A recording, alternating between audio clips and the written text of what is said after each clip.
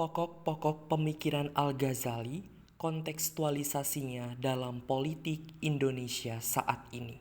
Halo teman-teman semua, salam sejahtera untuk kita semua. Perkenalkan, nama saya Albino Febrian Dwi Putra. Saya mahasiswa dari program studi Filsafat Keilahian Fakultas Teologi Universitas Sanata Dharma. Di kesempatan kali ini saya akan berbagi kepada teman-teman semua mengenai pokok-pokok pemikiran dari salah seorang filsuf, yakni Al-Ghazali, yang berasal dari Persia atau yang saat ini kita kenal dengan yang namanya Iran.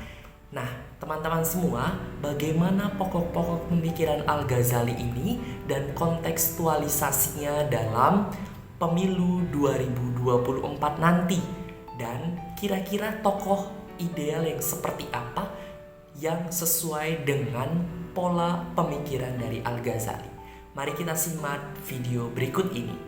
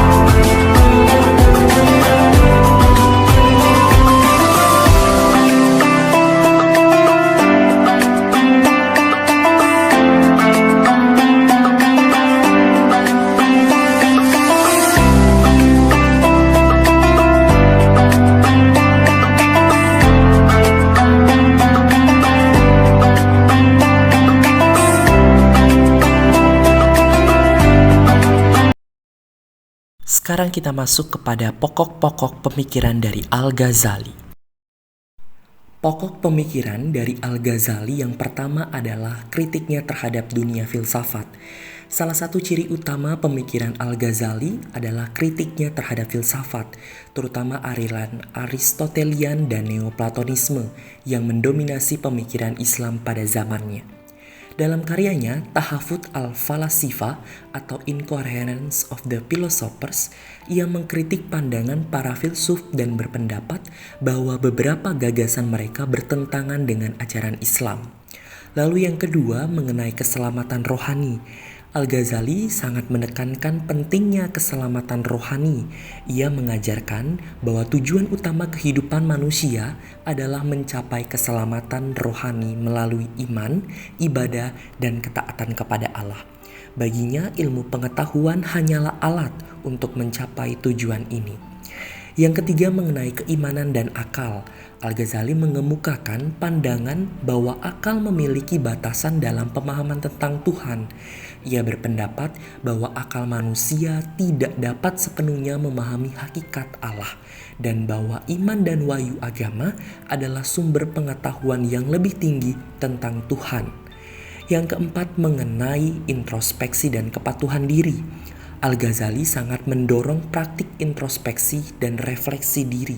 Ia mengajarkan pentingnya mengenali dosa-dosa dan kelemahan pribadi, serta berusaha untuk memperbaiki diri dan mencapai kesempurnaan moral melalui kedisiplinan diri dan pengendalian hawa nafsu. Yang kelima mengenai keadilan dan etika. Al-Ghazali juga mengemukakan dan memberikan pendapat bahwa perhatian besar pada etika dan keadilan. Ia menekankan pentingnya keadilan dalam masyarakat dan memandang etika sebagai bagian penting dan kehidupan agama kita. Yang terakhir, yang keenam mengenai akhirat. Al-Ghazali meyakini bahwa akhirat adalah tujuan akhir manusia, dan ia berbicara tentang konsep hari kiamat, neraka dan surga sebagai bagian integral dari keyakinan agama Islam. Keyakinan pada akhirat menjadi motivasi untuk bertindak dengan baik dan ketaatan kepada Allah yang Maha Esa.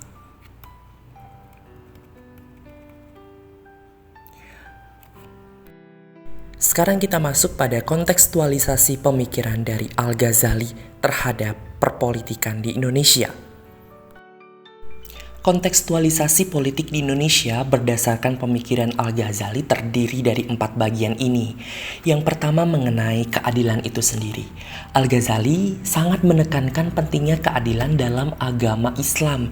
Konsep keadilan dapat diterapkan juga nih dalam politik Indonesia dengan tekanan perlunya pemerintah dan pemimpin politik untuk menjalankan kebijakan yang adil dan merata bagi seluruh rakyat Indonesia sendiri. Yang kedua, kepatuhan pada hukum. Al-Ghazali mengajarkan pentingnya kepatuhan pada hukum, baik hukum agama maupun hukum dunia. Dalam konteks politik di Indonesia ini, menggarisbawahi bahwa perlunya pemerintah dan warga negara untuk tunduk pada konstitusi dan hukum yang berlaku. Yang ketiga mengenai etika. Al-Ghazali ini menekankan pentingnya etika dalam kehidupan dan hal ini dapat juga diterapkan dalam perilaku para pemimpin politik yang baik. Etika politik yang baik termasuk kejujuran, transparansi, dan ketaatan terhadap kode etik yang tinggi menjadi acuan bagi kita semua dalam memilih pemimpin. Yang keempat, akhirat sebagai motivasi. Ini bentuknya lebih spiritualitas ya. Al-Ghazali ini meyakini bahwa akhirat adalah tujuan akhir manusia dan keyakinan ini dapat membentuk tindakan politik yang lebih baik. Pemimpin politik yang taat, beragama, dan mengingat akhirat cenderung berlaku adil dan bertanggung jawab pada pemerintahannya. Ada yang kelima, pentingnya kesadaran diri dan introspeksi. Al-Ghazali mendorong individu untuk memikirkan diri mereka sendiri, mengenali dosa-dosa serta kelemahan pribadi. Nah, dalam politik ini dapat mengarahkan pemimpin yang lebih bertanggung jawab dan mencari perbaikan diri secara terus-menerus. Jadi lebih ke arah introspeksi ya. Nah, kira-kira dari kelima hal yang tadi, pemimpin yang seperti apa sih yang ideal untuk masa depan Indonesia? Nah, saya kira tokoh Ganjar Pranowo adalah sosok pemimpin yang ideal. Karakteristik dan juga tokoh ini juga mencerminkan dari 4 landasan teori yang telah dikemukakan oleh Al-Ghazali tadi. Semoga tokoh ini juga menjadi pemimpin masa depan Indonesia untuk membawa Indonesia ke arah yang lebih baik. Demikian pembahasan kita kali ini mengenai pemikiran Al-Ghazali dan kontekstualisasinya dalam perpolitikan Indonesia, terkhususnya dalam tahun politik yang sedang kita jalani ini. Terima kasih atas perhatiannya, sampai jumpa lagi.